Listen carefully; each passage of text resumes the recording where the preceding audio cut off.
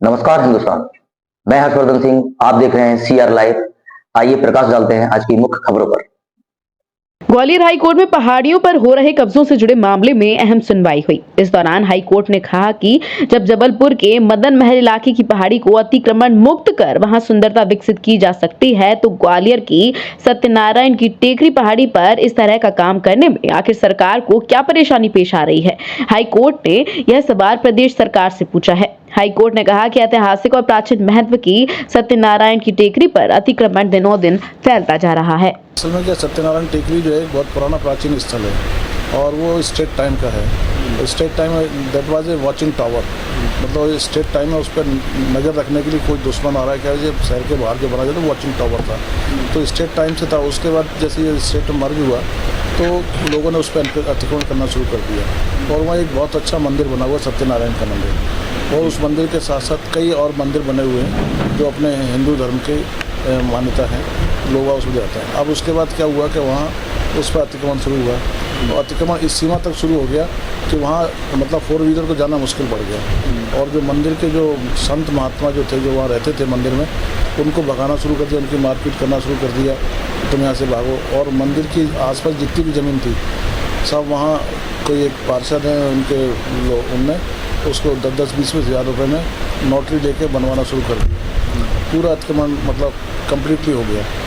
तो उसका एक बार जब उसमें PIL फाइल हुई तो PIL में ये ऑर्डर हुआ कि उसको देखें, उसकी सुरक्षा के लिए उस पर अतिक्रमण ना हो। उसके बाद कभी एक बार मौका लग गया जस्टिस नागू साहब का वहाँ जाने का, उन्होंने वहाँ जाकर के देखा तो उन्होंने पाया कि यहाँ तो बिल्कुल पूरा अतिक्रमण, अनसोशल एलिमेंट्स मंदिर में घुसे बैठे हैं, महिलाओं बच्चों को अंदर नहीं जाने दे रहे हैं और शराब पी रहे हैं, और जो भी गलत काम होते थे वहाँ वो सब मंदिर में चल रहे थे। और पुजारी को भी जो है ना मारपीट भगा दिया था।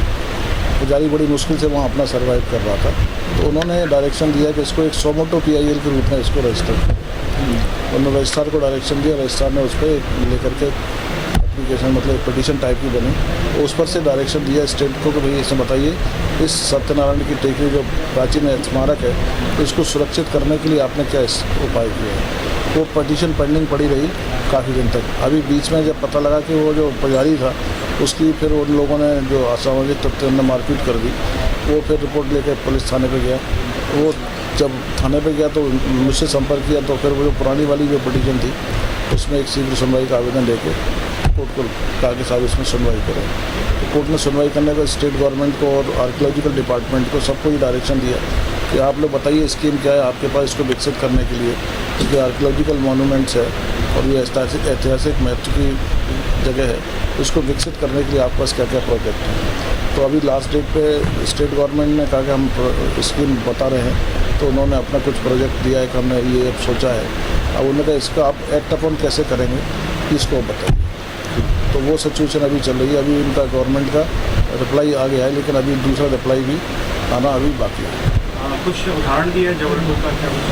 वो मदन महल का उदाहरण दिया था कि मदन महल जो पहाड़ी थी उस पर भी ऐसे ही अतिक्रमण हुआ था, तो उसको अतिक्रमण जिस लाइट से दूर किया गया है, जैसे उसे सुंदर बनाया गया है, उसी स्कीम में उसी तरह से आप जो है अपनी कार्रवाई करें।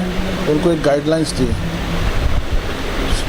जस्टिस आनंद पाठक साहब ने, जस्टिस तोमर साहब ने, कि उन जैसे जबलपुर में जो आनंद महल था उसको जो अतिक्रमण से जिस तरह से दूर किया है प्रशासन ने, वो नीति अपना करके आप उसको डेवलप करें।